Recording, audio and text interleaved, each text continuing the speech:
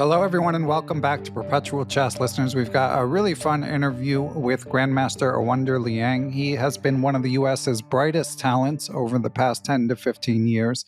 He's now a 21-year-old college student, and it's just interesting to hear his perspective as he's gone from breaking all kinds of records to really primarily being a student right now, although he did recently play some chess, and a very likable and brilliant young man. So that should be fun. But a couple announcements before we get you to Awonder. Number one, just a quick update on the Perpetual Chess audiobook, and it's kind of a non-update, unfortunately. There were some issues with the distributorship.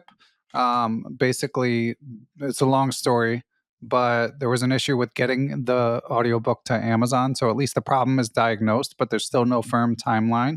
All I can say is it will be available someday. It's very frustrating. And again, I really apologize for the delays in the audiobook coming to light. But if you've waited this long, hang in there, because it will be there. Hopefully sooner rather than later, even though I don't have a firm timeline. Number two, just a quick reminder to subscribe to my free newsletter, the Perpetual Chess Link Fest, basically every week, although I've had to miss a few weeks with some summer travel. But basically every week I send you all the best chess articles and blog posts I've read in the past few weeks, sometimes write a little bit about what's going on. And again, it's free and comes straight to your inbox. So I'll link to the Perpetual Chess Link Fest in the show description. Number three, just wanted to mention in this interview with Awonder, you can totally understand what he's saying. The sound is fine, but we were having some issues before we started recording where we had to test different like headsets and different locations of the university library where he is. And there was some background noise that didn't show up in the test recording, but showed up in the recording. So my producers were able to make it sound a lot better. But if Awonder's voice sounds a little bit tinny, it's not your imagination. That's what happened. But it's, you can totally understand what he's saying. And these days, Apple Podcasts actually automatically has transcripts that come with every episode, but I don't think it'll be necessary, but just as a heads up. And last but not least, wanted to thank our sponsors, Chessable.com. They've got some fun new stuff. I mean, first of all, Timon's Titans, one of my favorite chess books of all time, as I've now mentioned many times, is now on Chessable. And there's even Grandmaster Timon himself doing a video recording of this amazing reflection on his battles with world champions. Also, Anish Giri has a new course out. And their Create Your Own Course contest, which you may have heard us discuss in prior years on the pod, has just launched. So if you're interested in creating your own course and potentially winning some prize money, this is a good time to look into that. And I'll put that information in the show description as well, along with the Chessable Pro link. So that's the end of this prologue. Let's get you to a fun interview with Grandmaster Awonder Liang. Here it is. And we are here with Grandmaster Awonder Liang. He, of course, was a two-time World Youth Champion. He finished third place in the 2022 U.S. Championships. He has all kinds of youth records as well. At 8, he was the youngest to beat an IM in a classical tournament game. At 9, the youngest to beat a GM. And the list goes on. He is currently a student at University of Chicago. He's been busy lately, both with playing chess and with his work. And I'm honored to welcome to the program Grandmaster Awonder Liang. Welcome, Awonder. Thank you. It's great to be here. Yeah, it's good to be here. And for listeners, full disclosure, we've been doing 10 minutes of troubleshooting tech support. So we hope we sound okay. But we think we do. But anyway, so Awonder, I'd like to start, if you don't mind, with your recent tournaments, because it's interesting to me. Someone obviously young, but very accomplished, played so much, in looking through your chess history, it's like you've been globetrotting for like 10 years and you're only 21. But it slowed down a lot, except for these two tournaments you played in the last few weeks. So what did it feel like to get back in the ring, first at the Chicago Open and then at the Summer Chess Classic? Yeah, it was great. I think for me, it's mostly just been very busy. I had finals on the same week as the Chicago Open, and actually I had to take like 2 buys to start the tournament because the tournament starts on Thursday. I had a final Friday morning, and then I went to the tournament venue to play the Friday evening game.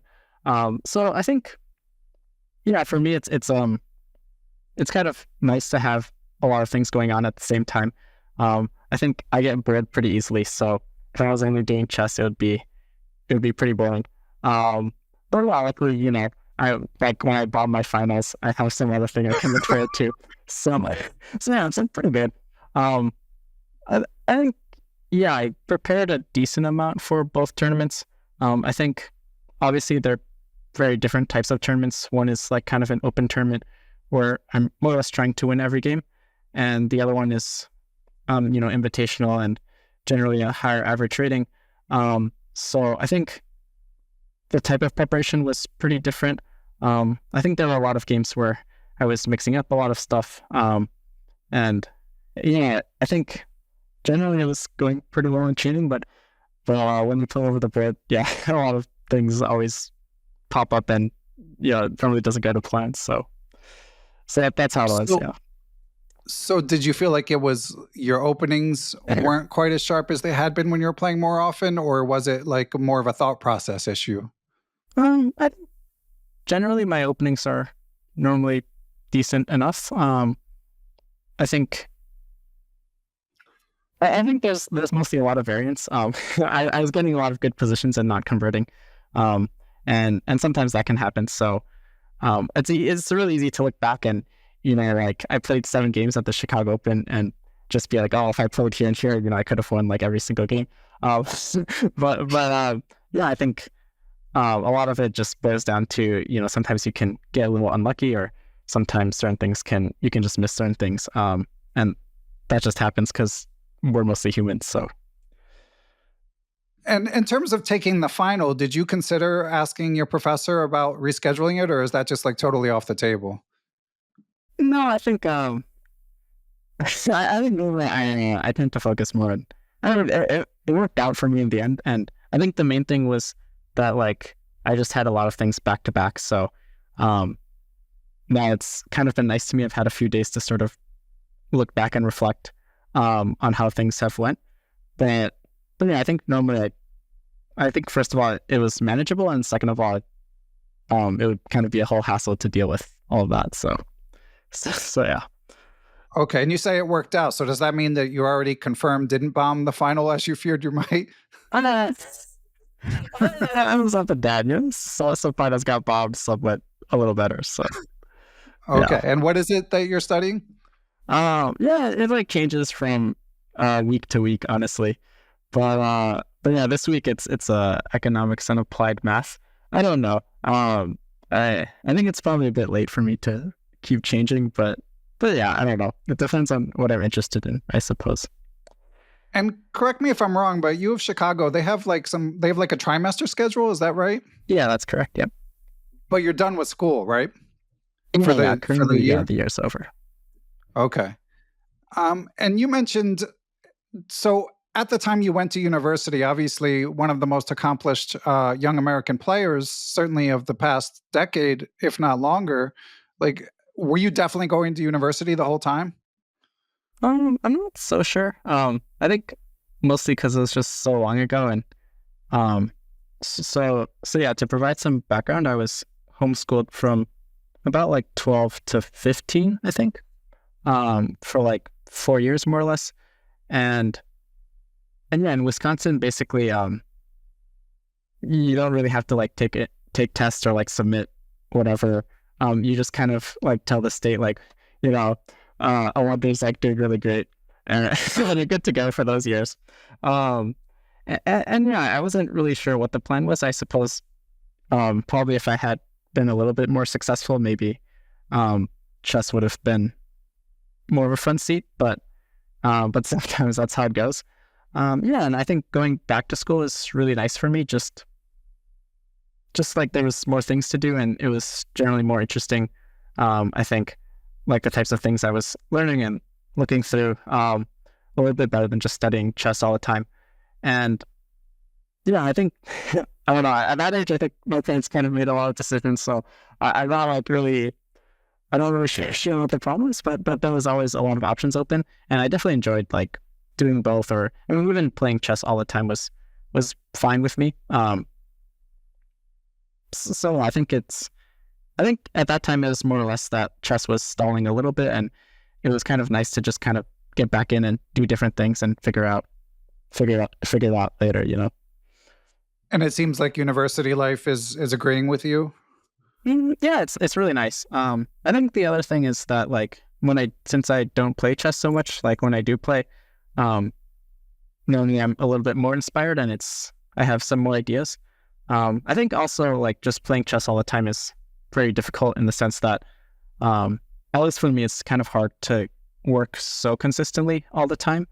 I think when I was maybe 14 or 15, when I was doing more full time, like I would have like some months where I was working, like 8 hours every day, but then I would also have like really long periods of time when I would just do like no chess work at all, and just like playing video games all the time. So I think now, like mostly because I don't play so much, that I don't have to do as much work to keep up my level. Like just because I have like less opening ideas, and I play less games, so it kind of balances out. And I think overall it's nice, just as I said, like whenever I do play, it always feels very fresh to me, and like I always really enjoy those tournaments I play. And yeah, it's like generally a nice time, I think. And when you're at school, like, are you playing blitz every day, a couple times a week, not much at all? Like, what's your relationship? Even if you're not studying, are you playing for fun much online? No, not at all. Although I think in general for me, like I'd rather not play blitz online. Like if I was doing chess, I'd rather play rapid or some training games or whatnot. I think, as I said, just I find classical more enjoyable generally. I really like playing blitz with like friends and people at U Chicago, but like playing Tele Tuesday is not really for me, or like other kinds of serious online events. And yeah, I think mostly it's just I'm not as professional as the other guys, and I don't really work so much. And so, if I have some opening, I would really try not to spend it in Tele Tuesday. Unlike the other top guys, they have so many ideas. So I think, for me, my weekly regimen for chess is pretty minimal. Honestly, I probably spend like 15 or 30 minutes max looking at chess. But yeah, in general, I still try and keep up with the latest events. I still look at some opening ideas from the top games. I guess that's mostly it. Like I don't really read books or do any tactics training during the year. So yeah, that's about it. But I think it's more or less fine for me to maintain my current level. I think if I want to improve, then I would have to, like, that's when the work would kind of ramp up exponentially. But yeah, right now it's almost nothing, I think. Yeah, it's pretty impressive. 27-20 USCF or whatever you are. And yeah, I did notice you might have gained a few points overall between Chicago and I know you're probably more concerned with FIDE, but I was just looking at your USCF history because it's easier for me to see what tournaments you played, like right, one after another. And it looked like you were in contention in Chicago, right? Even though you did take those two buys. Yeah, Chicago was a nice event for me. I guess I was supposed to take a last round buy, but I forgot to do that because I had a flight to the Summer Chess Classic that was conflicting with my last round. So like the plan was like, if I was doing well in the tournament, I would play the last round and then just like take Amtrak to St. Louis or something. But luckily I got destroyed in the 8th round. Just absolutely annihilated. So I don't kind of get that in the end.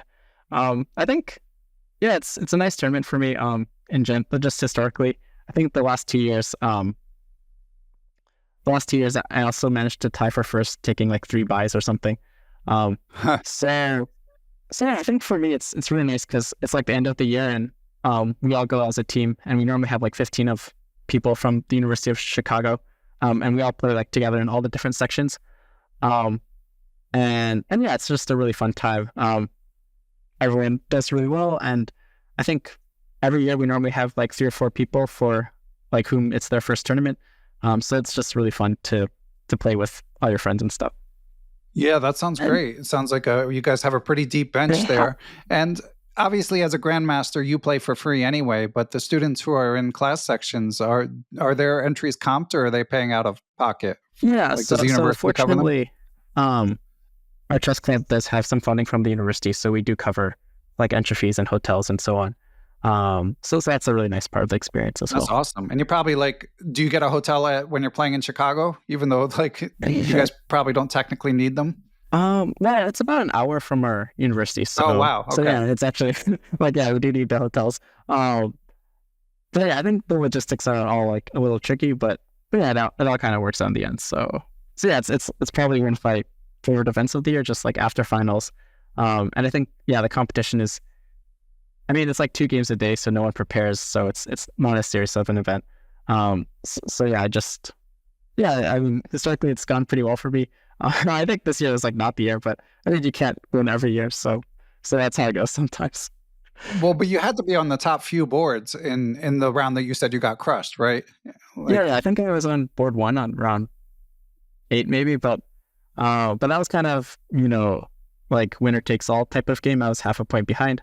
And I think in those situations, it's very 50-50. So yeah, I tried something, didn't work. My opponent, Mihail Antipov, I think he basically played like the first line the entire game. So, sometimes you just get outplayed, and that's kind of just right. the business of chess. So. And there were thousands of dollars on the line too, right? I mean, right. Yeah. At least I try not to ultimately. think about that, but it's true. And what's your approach, I wonder, like to openings generally? Like you mentioned, you're not doing any work. So when you show up, are you going to try to just wing something, or do you have like a set repertoire that you're going to play? No, I mean, I study openings. I play training games in the openings that I would like to play. I think, in general, I do, like, I wouldn't play a tournament if I didn't have any ideas that I wanted to try out, let's say. So, yeah, I think generally I do try and study, like, before events. I think it's not so much like I'm studying constantly, like a lot of other, like most of the top guys, right? Like, they're always studying. But yeah, like right before events, I'll sort of look at my repertoire and look at some things that I want to try, look at some new things, and just kind of make sure that, like, for every game that I have some game plan of what I want to achieve from the game. I think like the scope of work is less than a lot of other players, but I mean, on the other hand, I think even against pretty strong opposition, I rarely get out prepared. So yeah, I mean, it's kind of like one of those things, like you would always like to be doing more work, but yeah, more or less I'm pretty satisfied with where I'm at least for the amount of work I put in. I think my results are okay. Yeah. Yeah, like I said, maintaining your level at your level is amazing to me. And then, so you transition to go straight to St. Louis for the Summer Chess Classic. And that, correct me if I'm wrong, is like an invitational where you know the pairings in advance, right? Right, yeah. So how does that impact your prep? Like, do you have home cooking for specific people, or is that like can't do it with how busy you are? I think, yeah, for those kind of events, like there's more or less 2 schools of thought. Like one is that you prepare the same opening for the whole tournament. And I think you see a lot of people do it this way. I think it's slightly more old school. I think nowadays a lot of people sort of just try and prepare a lot of surprises for the event. I guess for me, it's mostly a mix, like depending on the type of opponent, what sort of position I want to go into. Yeah, in general, I guess probably one thing that's changed since I entered college is I play like maybe less aggressive lines, so to say. So a lot of my games, they kind of peter into pretty quick draws. And I don't know, it's like probably pretty disappointing in general, but it's nice to conserve energy and just make sure that I'm not, because I remember when I was like 14 or 15, like I would sit there for like 4 or 5 hours every game. And yeah, now I'm like really old, so gotta make a couple quick fails here and there. But in general, I think the style of preparation does change. But for me, it's like, I mean, I generally try and play openings that are slightly more like rich, or also a little bit less like, like a little bit less risky, I think, compared to these open tournaments. But overall, I think it doesn't. I mean, like somehow I always find time to do some work or check some things. So I think it's, I think generally I manage it all right. I mean, it could always be better, but that's how it goes. I feel like you're needling me, a 21-year-old telling me how old you are. No, I'm serious. Like it's getting really bad for me, you know. I feel the arthritis coming in soon. Yeah, you got some gray hairs there coming in. I see. I was actually just asking Tony Rich, he's the chief admin for the event, because I was like feeling really sleepy during the games, because like running like 1 a.m. So it's like time for my afternoon nap, right? And I was like napping during the games, and I was like, well, if I actually fall asleep, like, are you gonna wake me up? And he was like, no. So I was like, oh crap, like I actually gotta fall out that. But yeah, I think it was okay. I didn't fall asleep during any games. Some of my games were like really boring, so I was pretty tempted, but you got shared second, right? I mean, that's behind Ray Robson. That's pretty good. I mean, yeah, no, I made a lot of draws. I think one of my strategies was like when my game was really boring, I would try and like calculate the positions in some of the other games, so I'd have something to do, right? But yeah, the problem with that was like there's a lot of these like like I think Alice Lee was there, Andy Woodward was there, and so I would try and calculate like some of these games, and they were calculating with me. Anyway, like they would absolutely demolish me. Like I wouldn't see anything. So that's a bit of an ego blow, but that's how it went. Could you tell from what subsequently happened in the game, or from talking to them after? It's like one of those situations where we would like awkwardly make eye contact, and I was like, "What's going on?" And like Andy Woodward was like just like making a face at me, like it was really trivial. It's pretty trivial, and I was just like really bad. So yeah, these guys are coming for me, and I'm not getting any younger. So yeah, really, the credit crisis is kicking in pretty fast. Nice. And you were telling me before we hit record that like you've heard me complain on the podcast a couple of the times, old guy sitting around complaining about how good the kids are. It sounds like you're starting to feel that way too. You see the young guard coming for you. I know. It's really bad here. Like yeah, I mean 21, that's almost ancient. So I'm not really sure what I'm gonna do, but I mean we all gotta cope somehow, right? So it's just part of being old, I suppose. Me and you. Yeah. So yeah. Well, at least we'll get like senior citizen discounts soon and stuff. Exactly. Well, one other thing I wanted to ask you about in the Chicago Open, you might not have like had much direct experience with this because there was a massive cheating scandal in the under 2100 section. I wonder, you probably heard this story, but I'm just going to do a brief explainer for the listeners. Basically, one of the players who started out quite well in the tournament was first suspected and then later caught. And he didn't have some James Bond type plan of like high-tech cheating. He just had a phone in his lap, and his rating had gone from about 1,000 to about 2080 in the prior year. He'd won previous prizes, somehow had not been caught or at least apprehended before, and then got kicked out of the tournament. There were subsequently interviews about it and stuff, and I'm just curious. I wonder, like, what kind of shockwaves, like, did you hear about it as it was going on or only later? No, I didn't really notice it. I think we did have one player from the University of Chicago in that section, but I don't think he encountered that particular player. So yeah, I don't really. I mean, I didn't hear anything about it during the event, and only after I found out with like everyone else. Yeah, I guess it's pretty unfortunate to both everyone he played and also just for the tournament as a whole. I guess the one good thing is that, fortunately, chess cheaters don't tend to be very smart. So I guess, I mean, it's a little bit of bias because I guess the smart ones don't get caught. But then, I think at least the manner in which he was doing it was fairly obvious. So yeah, I mean, I'm just glad that he got caught in the end and everything kind of worked out for those players. Yeah, although amazing he got away with it for as long as he did. It sounds like, you've got chess in its proper perspective while you're doing your studies. You're not obsessing about the prize money or anything like that. But when you play in open sections in big tournaments like that, how worried are you about cheating and encountering cheating in your own games? I'm pretty rarely. I mean, I know that like most of the time the moves I play are like so bad that it like basically doesn't even matter. So like I'm like really looking at some of these like open tournaments, like these games aren't published because it's really just like Mickey Mouse and sharing like pretty random moves. So yeah, for me it's like pretty really concerned. Like, I think like most people can beat me like with or without cheating. So it's just like, yeah, I think I try and focus on other things. Drinking enough water during the game and so on. So I appreciate that you're modest, Awonder, but you got to understand, I'm like 2100. There's people listening rated from 700 to, 20, whatever, like up to a few grandmasters. But to hear a 2700 talk the whole time about how bad they are, it beggars belief. Yeah.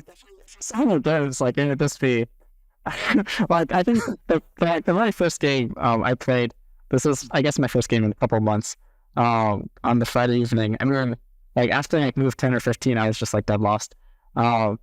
So I think maybe that's what to be done. I think probably the best, somehow the one thing I tend to be pretty good at is swindling people. So, we managed to get a couple of those out. Nice. But they're us. No, it's totally true. Yeah, for people listening, one lesson you could definitely take from Awonder's modesty, which I don't even think is false modesty. I think you legitimately feel this way, is that it shows that, like, no matter how good you get, there's always going to be feelings of inadequacy. So it's just something to get used to. And speaking of being good, Awonder, despite your modesty, obviously you accomplished a lot, tons of records.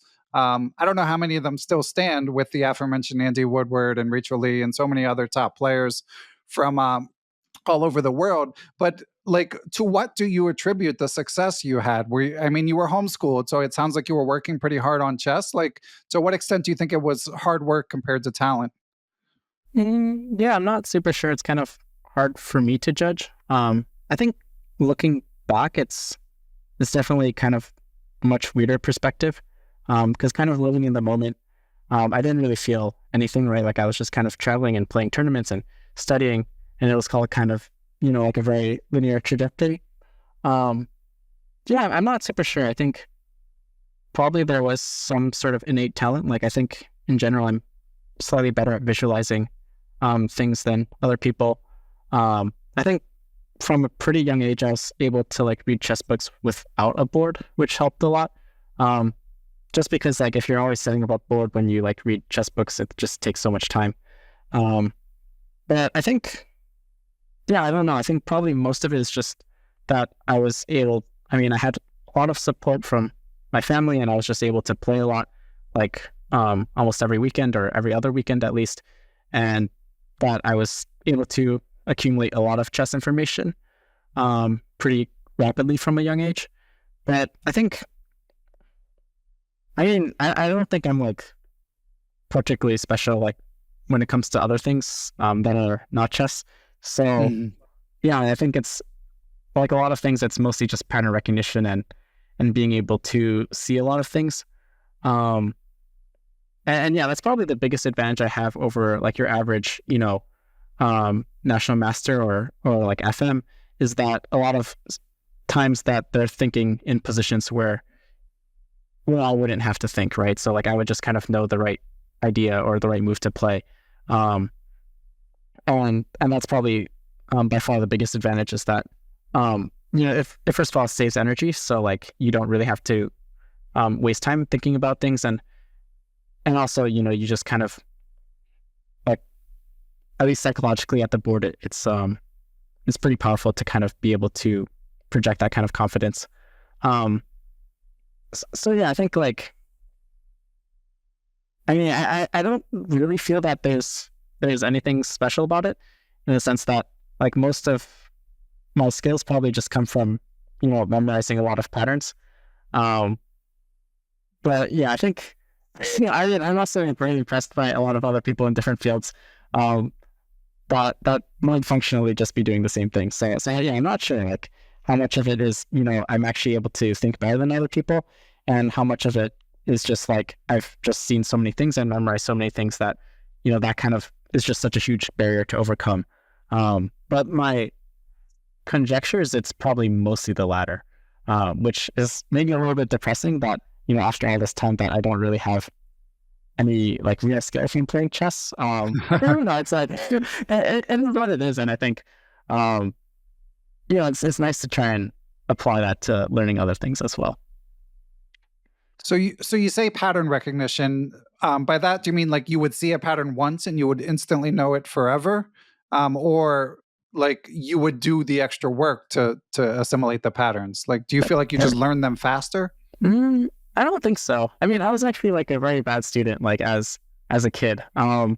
So it was a lot of that. I used to have a coach that, I mean, I didn't know this, but at some point I realized he was showing a lot of positions from like the Agard books, right? And I was like really lazy. I didn't want to like solve his exercises, right? So I just went down on the books and like, and like the one thing about like Jakob is that he puts the answers like on the next page, right? Like with them Redsky, you have to like flip all the way to the back. It's like a lot of like, so I'll just like flip the book and like read the entire book. Well, do some reading. I spend like over 2 minutes on exercises and then just like go to the answer.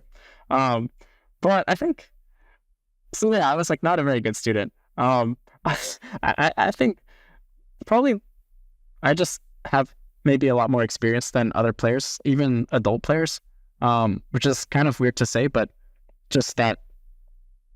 I guess I've been around for a while, and so I think most of it's not like conscious trying to like assimilate patterns, but just that like if you follow the top tournaments and you just see a lot of chess like daily, eventually it gets to a point where like, yeah, like I kind of know a lot about like a lot of different types of positions. I guess another part of it is just I've played a lot of tournaments and played a lot of training games, and that probably most directly feeds into pattern recognition, just because like I think with those things there's much more of an emotional impact. Like I lost this game, and then like you're much more likely to remember it than if you just like see like Botvinnik against random scrub. I think for me that's there's less emotional, like unless it's like particularly beautiful, then but otherwise I might not like remember it as well. So you would say competing frequently was a large contributor to the success you had? Yeah, I think so. And I think that's probably the case for a lot of juniors, at least in the US, is that probably by far the biggest factor is just playing tournaments all the time. And I don't know, it's a little bit hard to say because like what makes certain people become like very successful very fast, but yeah, probably like playing a lot. And I think later for me, I used to play a lot more training games. That mostly helped.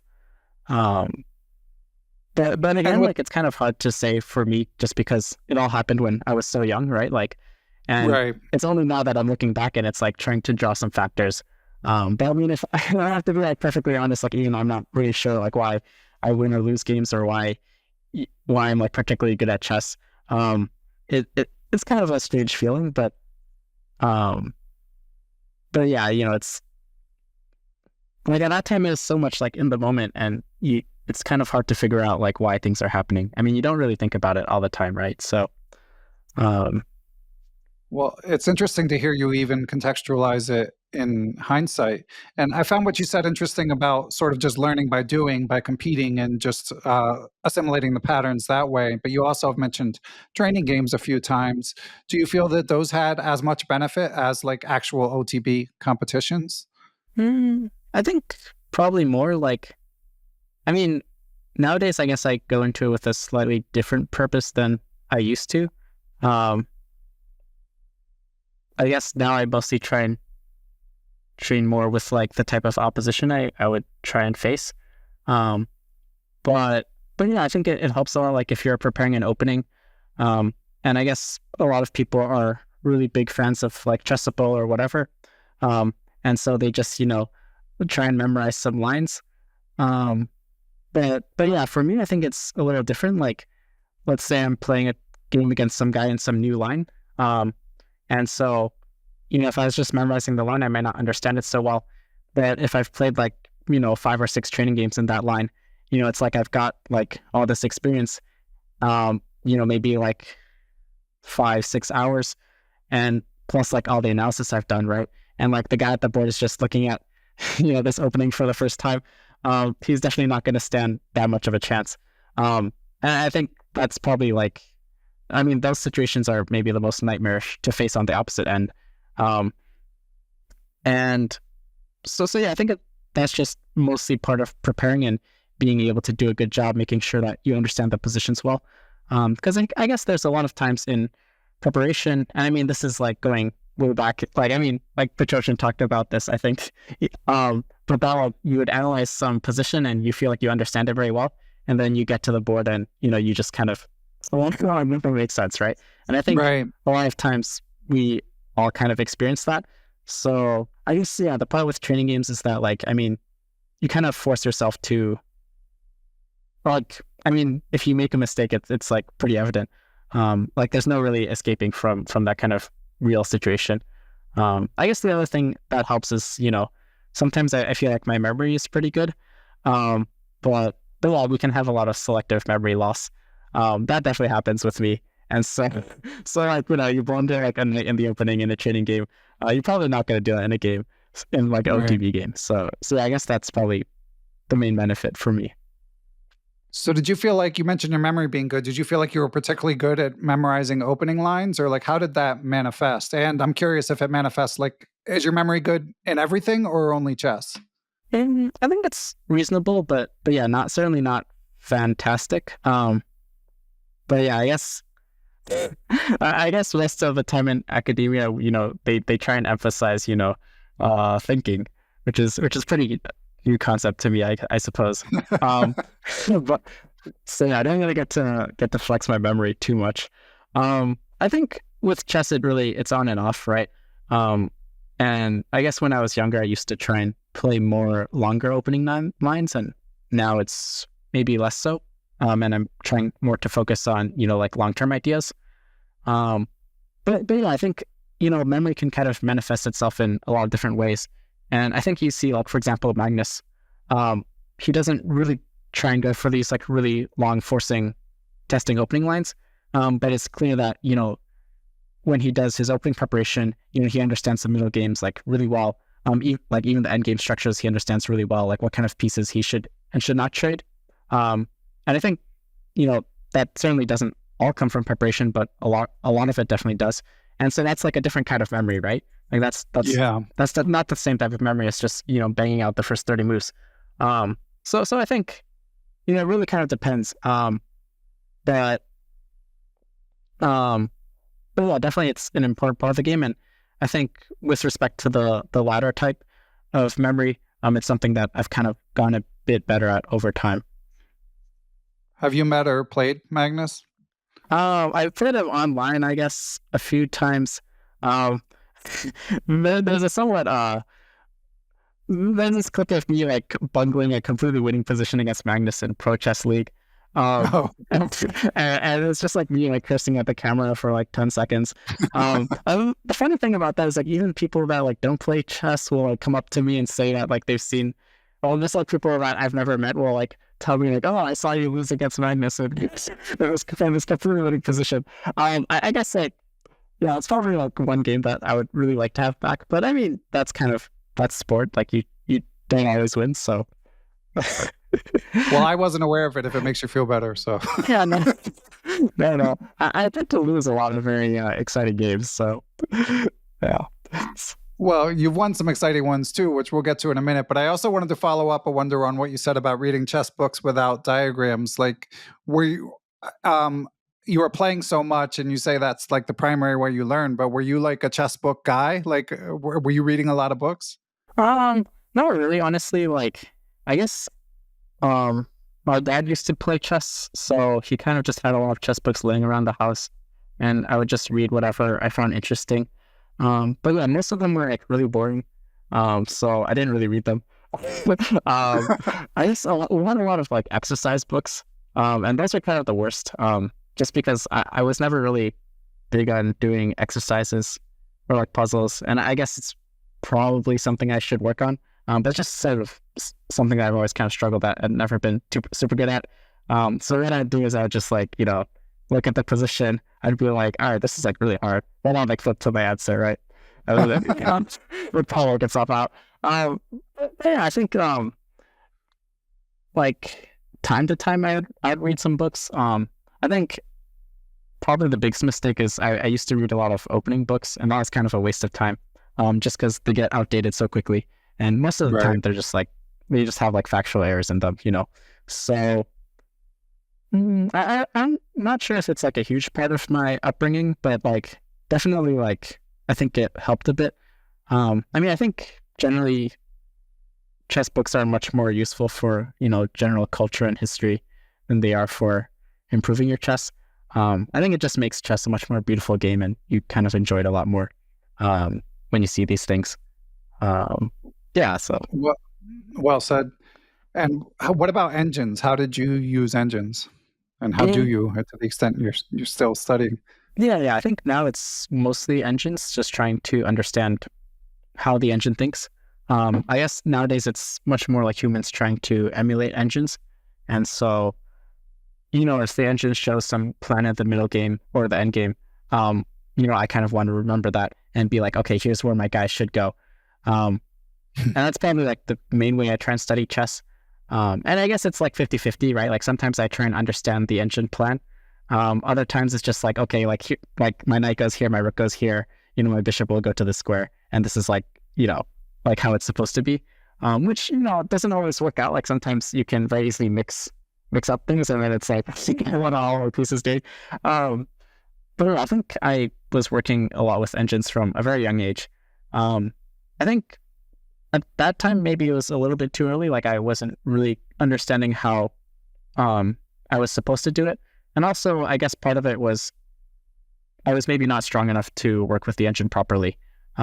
So I guess like even now when I'm studying openings or studying my games, like normally I don't really do any like hand analysis. I just like boot up the engine right away, right? But like generally I still try and challenge the engine or understand like what it's saying most of the time. And that's like something that's very difficult to do, right? Like it's something you kind of have to self-check, like making sure that you don't turn your brain off and really understand like why this position is good or bad. But yeah, there's no doubt it's made a huge influence, especially as a young player, I suppose. Yeah. Still, it seems like other players as young as you strike me as more sort of computer brought up than you. Do you think that's true, or do you feel like you really grew up playing chess on a computer? I think probably most of my game is influenced by the computer by this point.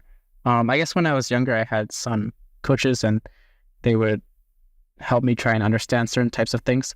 But yeah, I guess at the end of the day, like everyone converges to the computer. Maybe like sometimes in some games it can be not as evident, right? So I guess some people try and experiment with different styles and it might not always be clearly computer style. But I think, but yeah, in general, it's a huge effect, especially these days. I think you really can't escape it. And you look at like the middle game and end game, and like, if people are playing correctly, like it's almost always like, they're following the same plans that the engine is showing. They're trying to calculate like the engine, is playing very concrete style and so on and so forth. So, yeah, I think these days, even, positional players are still, the type of positions they're getting are maybe a little bit positional, but they're still like playing or trying to play with a very engine style. So I think it's just something that you can't really escape at this point. Okay. Yeah, that makes sense. And one story I definitely wanted to hear you reflect on, Awonder, as I mentioned in the email. When we were emailing, one of your more well-known games is beating Levon Aronian in 2022 in the U.S. Championship. And in the post-game interview with Christian Kurilla, you told a funny story about your opening choice. Do you mind retelling that story for our listeners? Yeah. So I have a friend of mine at the University of Chicago. He's a professor, and he flew down to St. Louis just to kind of. He's not like one of my professors, but he's a professor there, and he flew out to St. Louis just to, watch the games and so on. And so he was a big fan of gambits and just like all kinds of gambits, and he was telling me that like against Levon Aronian that I had to try like some specific gambit. I don't even know the name of it. And he was really persuading me for like 30 minutes or it was a really long conversation. And I was like, I really can't do this. Like it's, this is kind of a serious tournament. The U.S. Championship, yeah. Just a little bit, yeah. Yeah, I am.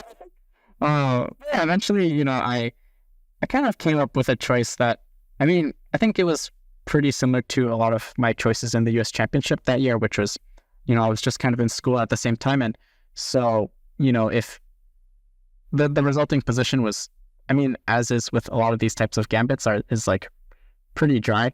So it wasn't the same gambit he recommended, which I think was like genuinely just not playable. No faults. but it was, I think the Scotch Gambit I played is more or less like a pretty well-known forced draw.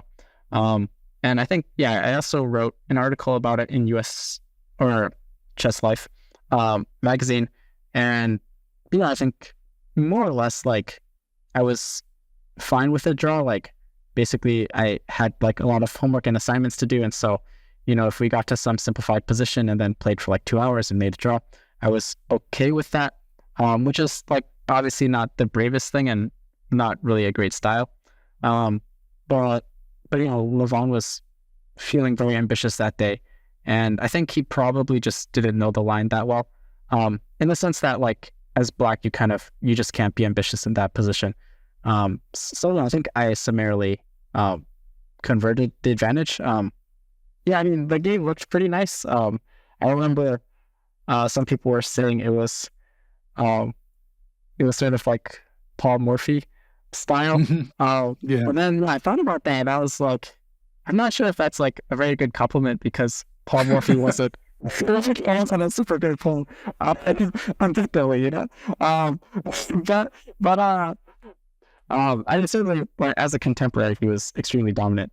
But it was, I think the end result was a pretty nice game, but I think in general it's not a game I'm like super proud of, just because I didn't really have to do anything special on my part. So it's kind of a funny story, and obviously he was really happy for me, and also just because I won with this kind of gambit.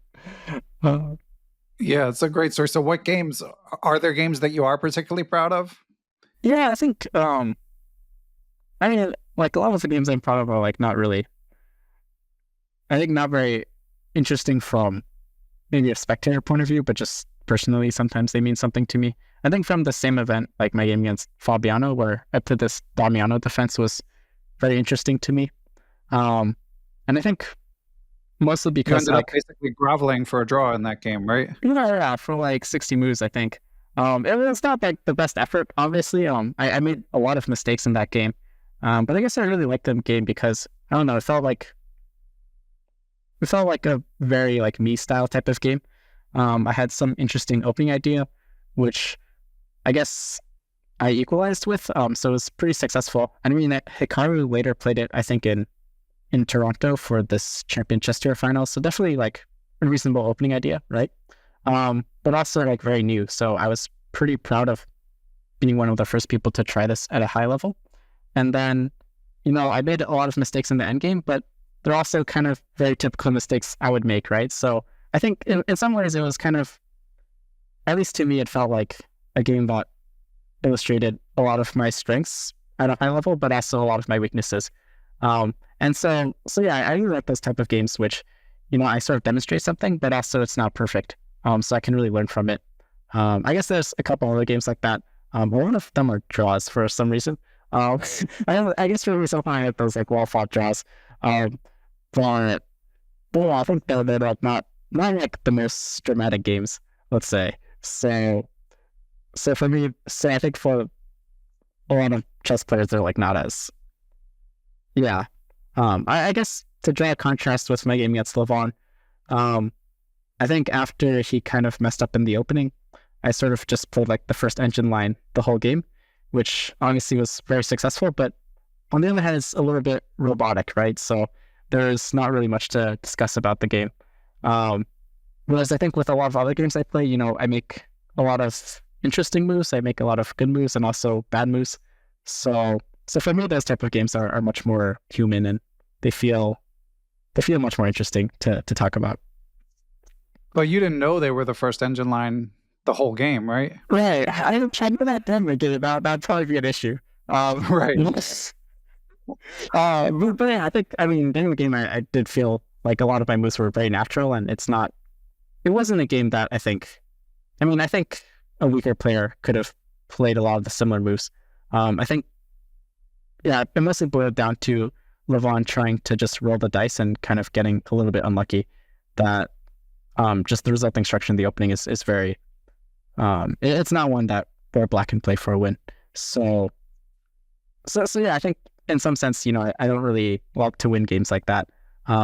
It's just very unfortunate, Yeah, along these lines, I came across a quote where you said, "One of my favorite moments in chess is when I'm defending a losing position, and it's gotten to the point where I even joke with my friends that I'm not able to play chess unless I'm in a lost position, and when my back is against the wall, I'm fighting to save my life." Yeah, I think a lot of my favorite games tend to follow that kind of pattern where it's really back and forth, and it's like really kind of a big fight. So yeah, I really like those games. Do you think there's like something endemic to your personality about that? Like are you like a procrastinator by nature? Like why do you think that is? I'm not sure. I generally try and stray away from, like chess and affecting like broader personality traits. Although yeah, I suppose like during finals week, probably one of the reasons for my downfall was I was like playing League of Legends for like 20 hours. It was not a good time. So how are your skills at League of Legends? Very bad. Actually, during the Summer Chess Classic, since it's only one game a day, right? And like most of my preparation was like done before the event, so I had like tons of free time. So like after the game, I would just like play like 5 hours a day for like with friends and stuff. It was a pretty good time, and it kind of worked out at the end. Like a friends online, I assume. Like, was there anyone else in Chicago and like at other and so it was a good time. But I think I don't know. I mean, I don't think it's mimics my personality that well. But I think it just makes my games maybe a little bit more interesting. That's kind of why I like it. When you're defending and it's like really kind of trying to I mean that sort of line becomes a big fight. I mean, certainly I'm like really good at making a lot of draws. It's probably my best chess skill. I'm really able to, shut down some of these big guys. I think maybe I like some of my preparation, goes like all the way to the end of the game, 000s. Wow. Yeah, probably, kind of my crowding achievements, but that's something to really brag about, I suppose. So I mean, I take it. In general, at least when it comes to like the beauty of the game, at least like, having a dialogue with your opponent, I think defense is something that I really enjoy doing, and it's always nice to have a comeback, I suppose. And do you have any more tournaments this summer? I mean, it kind of depends on how it goes. I'm not super sure what my plans are. I was thinking maybe I would play World Open, but I'm not super sure. And now that FIDE brought back like the 0.8 rule, I was thinking, I would try and farm some, 1600s at the local chess club. So let's see how it goes. I'll probably lose a bunch of games. But I think maybe the World Open, possibly the US Open, if my rating is not high enough for other reasons. To get in the US Championship? Right, yeah. Yeah. And you didn't play, you were invited in 2022, but it looks like you didn't play in the more recent years. Yeah, I think in 23 I didn't qualify by rating, so then it went to wildcard. And I got the wildcard in 2022, I think because I was the next rating spot, and I was also the next rating spot this year. But it went to Darius Frisch, which is like perfectly fine. So I think, I mean, you can't always rely on the wild card, right? So, right. And I think Abi is coming up pretty soon. So yeah, it's getting very competitive soon. And yeah, I mean, it's not crazy to think that in a couple of years, like the US Championship will have like a field of all 2700s. So while there's still like a couple of years left for me, trying to lock in my chances. Yeah, before you keel over and die, old man that you are. And I know that this is like a 21-year-old's least favorite question, but you got 1 year left of school, right? Right. So, any thoughts of what you do after that? Yeah, I'm not super sure. It's I think there's a lot of things I would like to do, but it's kind of hard to. I don't know, life is interesting, So yeah, it'd be nice to do some grad school probably. I think I would like to play chess for 1 or 2 years at least. I think when I was 15, I don't know, I think I had a lot more passion and I was playing with a lot more fire, so to speak, right? But I think at that age, I sort of had some issues just mentally and kind of going through things. And so I was never really able to hit, some chess level that would be nice. And then I guess, yeah, now I'm a little bit older and I think probably a bit more mature. But now it's like, I feel like if I don't play chess in the next couple of years, probably at some point it will be a little bit too old. So yeah, after I graduate, I would like to try and play for 1 or 2 years and just see where that could take me. But I'm not super sure. Like, I don't know. It kind of really depends on how things fall out. So yeah, I guess that's that's kind of my long-winded way of saying, no plans currently. Just yeah, it's a lot of things could happen, so you never know. Yeah. Well, I mean, I'm sure your fans would love to see you compete, but yeah, you obviously got to follow your heart, And you mentioned like you've mentioned once or twice you sort of felt like you stalled out at some point. I mean, which is crazy, for us like regular chess players to hear, but I sort of understand your perspective that you stalled out, say at 15, 16 or something and slowed down a little bit. I think certainly from a young age, I was kind of normally on the top of my age group or like just rating wise. And I guess in hindsight, it's kind of interesting to sort of reflect on, why Erigaisi or Firouzja really broke through to the top and, where things kind of slowed out for me.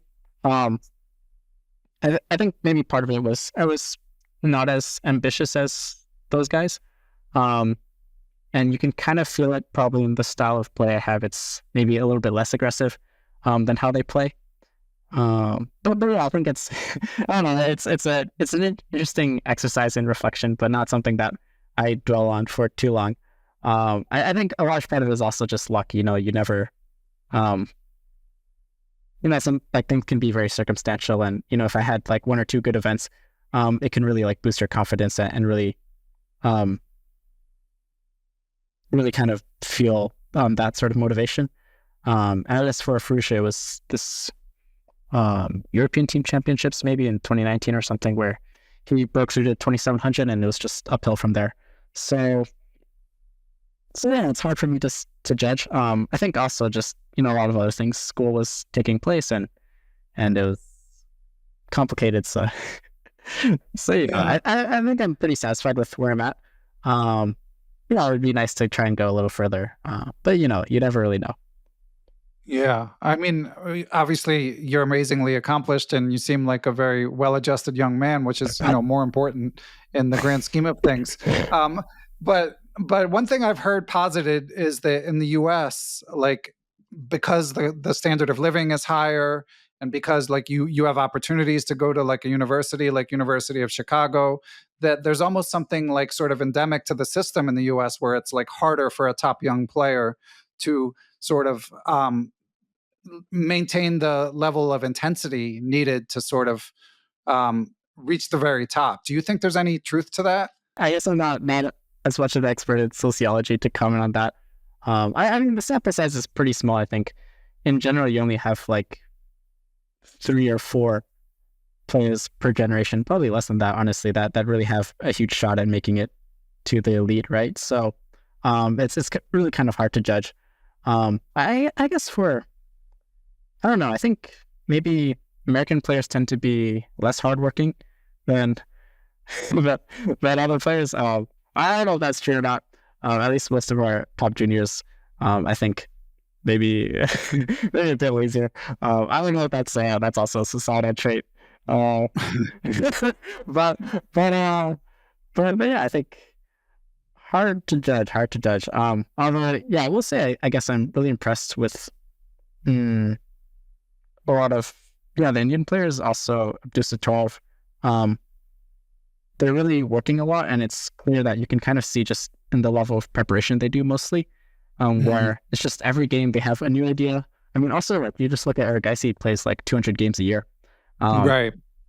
It's just like incredible, right? And like every game he's showing some new opening idea, and the guy's got like absolutely stellar preparation.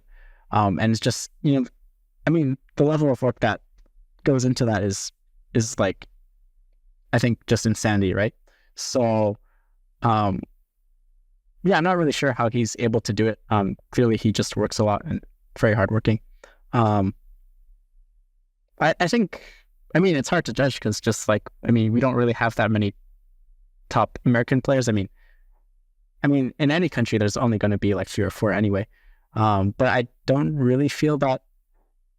I mean, at least I know me personally, I don't have that many opening ideas. And at least looking at the games of other players, I feel like maybe they don't show the same level of preparation. But it's hard to judge. I mean, I guess like Hans also shows a similar level of depth of opening preparation. He shows a lot of interesting ideas. But yeah, I guess right now he's sort of oscillating. So yeah, it's kind of hard to judge. I mean, I think, as I said earlier, a lot of this is also circumstantial. It's hard to really draw these big conclusions. Yeah. And one other factor I should have mentioned, like, for example, when I interviewed Abhimanyu Mishra, I know he's been frustrated with lack of sponsorship opportunity. Obviously, he's still quite young, but I know some of the Indian players are finding some sponsorship earlier, which might give them more of a team to keep coming up with ideas, as you say. Yeah, possibly. I mean, even Abhi, well, I don't know. Maybe he studies chess in a different way than some other people. Like I know he has his team and so on.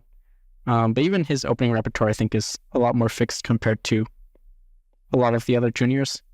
At least, I mean, I don't know. You just look at like some of the breadth and depth of like the repertoires of the other juniors is just incredible. But yeah, maybe it's not something he's focusing on, but yeah, I don't know why it's.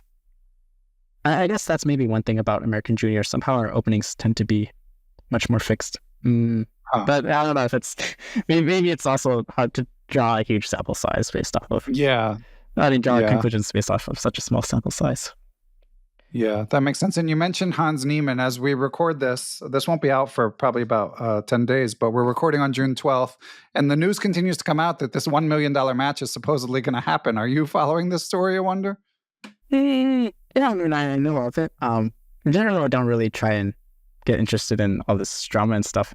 I guess generally I try and focus more on like the games he plays and if there's something useful there to look at.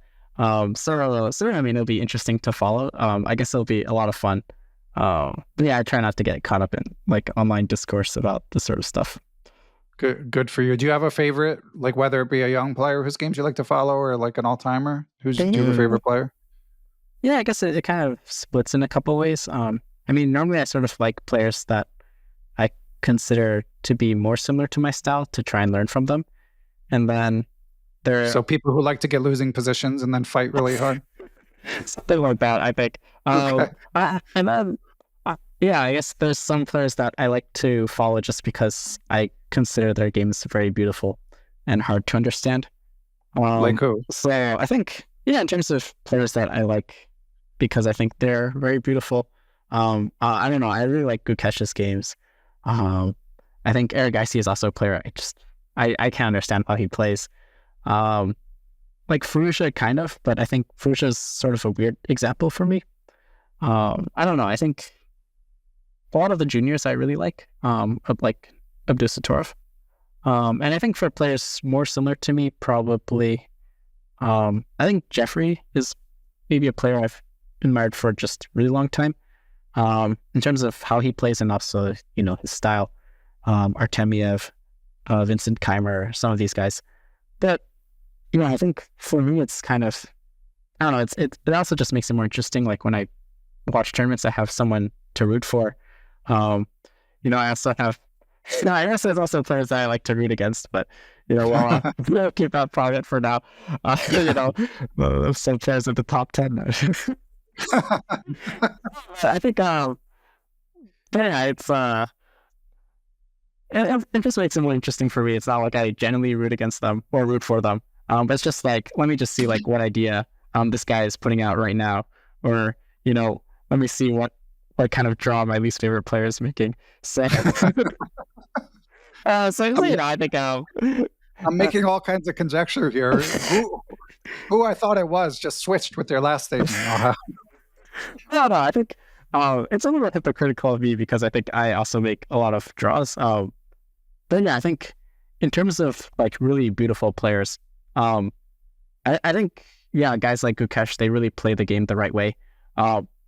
I don't know, it just for me it's amazing. I just can't understand it at all. I mean, also like sometimes you watch games like Praggnanandhaa, like the delayed Schliemann and the candidates, like just the amount of courage to do that, right? Or I remember like Firouzja against Magnus. I mean, sometimes like you just can't even understand like how they make some of these decisions. Like I think Magnus surprised Firouzja with some bishop d3 maybe in the Taimanov, and the guy just like blasts out like g5 on move 4 as block, and it's just like, I mean, you're playing Magnus Carlsen and like you don't know this line, but you're gonna play this way just because you think it's the right way to play. I think for me that kind of courage is hard to find, and so I really admire that aspect of those kind of players. Anyway, yeah. But stuff like playing that gambit against Aronian, you felt like you had it worked out enough where it wasn't the same feeling? I think, I mean, at that level, like it's more or less a well-known draw. So okay, in some sense, it's not. I think there's nothing really to it. And I think sometimes it's kind of hard to distinguish like what sort of openings are serious tries and which ones are more or less forced draws. Because I think normally I kind of have to expect that people prepare pretty deeply, and so they sort of know these lines. Anyway,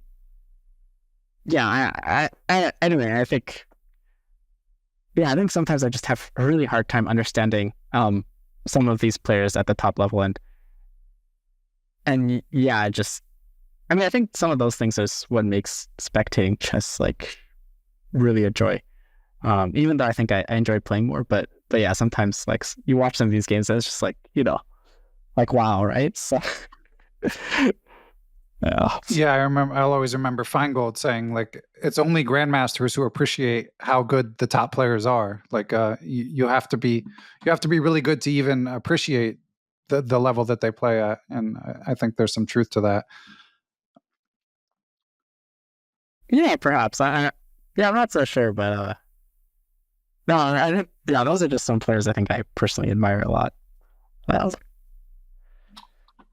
Cool. Well, I think those are the bulk of my questions, Awonder. I did want to ask you one other thing. Like, so you mentioned you have games that you're particularly proud of. Out of all of your accomplishments, like records broken and stuff like that, is there anything that you're particularly proud of? Or like a memory? Do you have like a most cherished memory from your chess career? Wow. Okay. Those are some really deep questions. I don't know. I really haven't thought about it that much. I guess like, I'm not sure. Like somehow like the games themselves I play, like maybe they just don't have that big of an effect on me. I don't know. I like playing Bughouse like after tournaments, I suppose. That's a lot of fun. Nice. Are you good? Like for a GM? How are your skills? Pretty decent, I think. Me and Jeffrey actually like won the world championship for Bughouse like 2 years in a row. So, that's been a lot of fun.